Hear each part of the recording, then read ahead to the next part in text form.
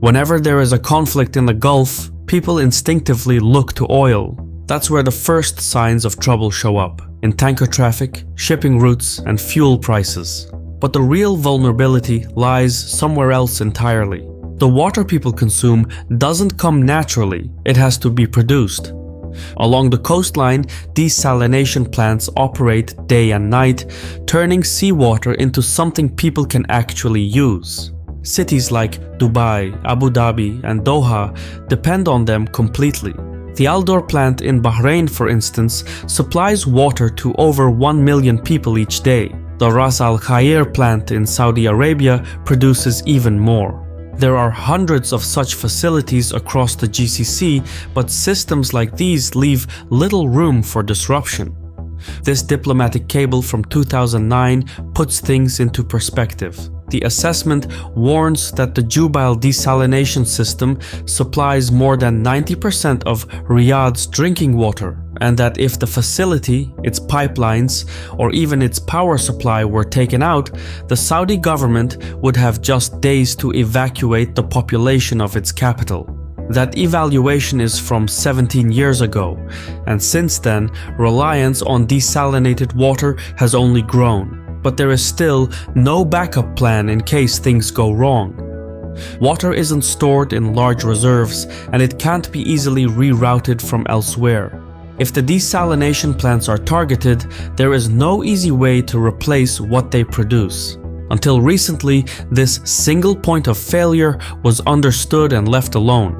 But now, that's starting to change. 2 plants have been hit so far. And even though the damage is modest, a precedent has been set. The longer hostilities last, the more likely it is that water becomes part of the conflict, and once that happens, everything changes for the worse. Because unlike oil, where shocks break balance sheets, shocks to water supply break societies.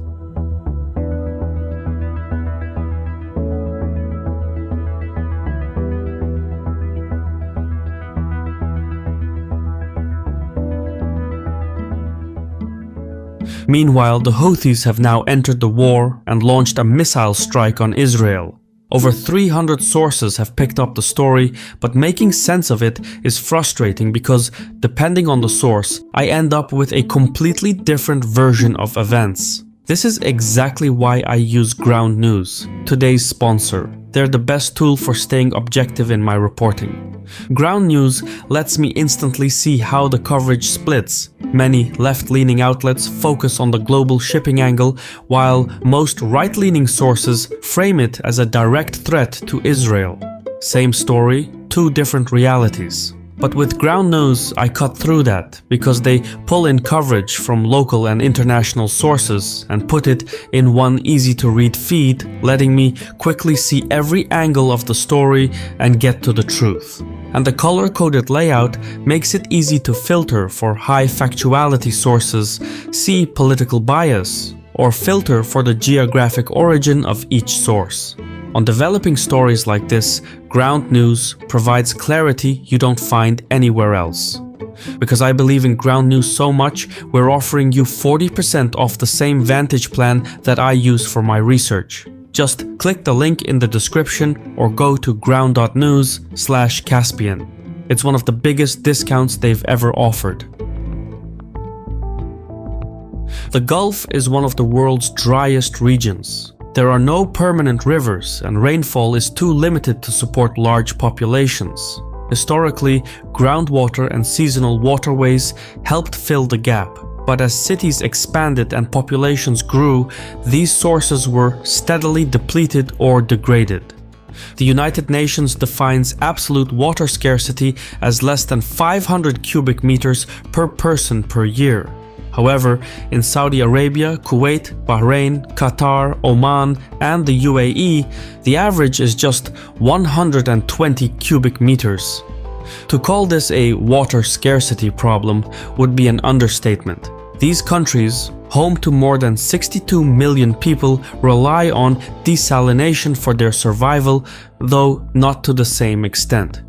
In Saudi Arabia, it accounts for about 18% of the total water supply compared to 41% in the UAE and as much as 61% in Qatar. However, these numbers include industry and agriculture. For drinking water alone, desalination supplies around 80% across the GCC.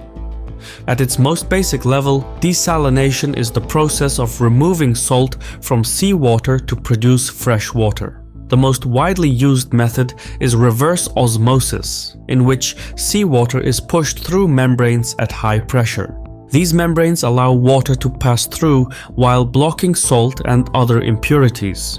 The water then goes through a post-treatment phase, where minerals are added back and it is disinfected to make it safe for drinking.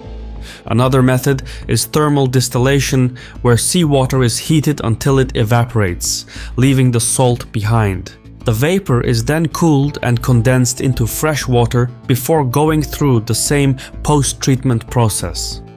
Both methods are simple in concept, but they are quite energy intensive and must run continuously. Large pumps are needed to maintain pressure, and the equipment must be maintained and replaced over time.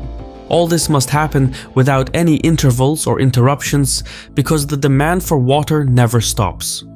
Over time, the technology improved and the system scaled to support entire societies, with Gulf states now producing around 30% of the world's desalinated water. Most of these plants are located along the coast where seawater can be accessed directly. The GCC nations have over 400 of them. However, the setup of this system is just as important. Since desalination requires a large amount of energy, these plants are closely tied to power generation. In many cases, water and electricity are produced in parallel, which means disruptions in one area can affect the other.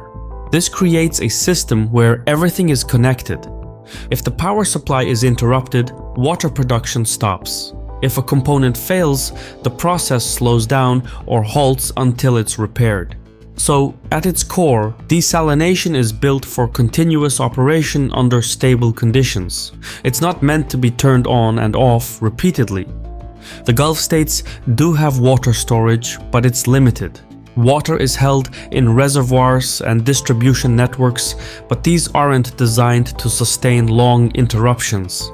In Saudi Arabia, for example, strategic reserves near Riyadh amount to nearly 11 million cubic meters, which is enough to last only several days.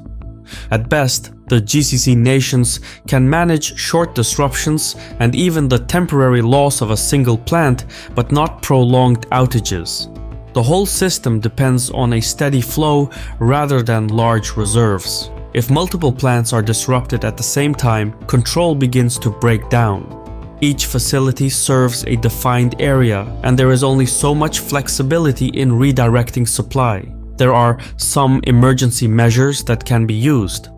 For example, water can be transported by truck and bottled supplies can be distributed where needed. But these are stopgap solutions. They cannot sustain entire cities, let alone replace continuous production at scale. In short, there is no contingency plan for if desalination production goes down. Under normal conditions, desalination plants operate quite reliably and provide a steady supply to large, densely populated urban areas. But that flow hinges on stability and continuity. When those conditions hold, the system works as intended, but the war with Iran is increasingly undermining that foundation. If desalination plants come under attack and that becomes the new normal, there will be no fallback. Everything goes down with them. The Arab states would stop functioning within days. At the outset of hostilities, the focus was largely predictable. Military installations, air defense systems, and nuclear-related facilities were struck first, followed by energy infrastructure and shipping routes. But on March 7th, the scope of the attacks widened. A desalination plant on Iran's Qashem Island was struck, which briefly disrupted water supply to roughly 30 villages. The damage was not extensive, but it may well be one of the first instances of a desalination plant being deliberately targeted in a conflict, and, more importantly, it set a dangerous benchmark. Shortly after, a desalination facility in Bahrain was hit by a drone strike. Just like in Keshem, the damage was modest and the facility as a whole continued to function. But the fact that a desalination plant was targeted at all changes what was once considered off-limits. This is precisely how escalation plays out. It doesn't happen all at once, it builds over time. Once a specific category is targeted, it becomes easier to target again. Desalination plants and water infrastructure as a whole are now steadily entering that process. The restraint that existed a month ago is now less certain. What's more, the strategic balance cuts in Iran's favor. Across the Arabian Peninsula, millions of people depend almost entirely on desalinated water.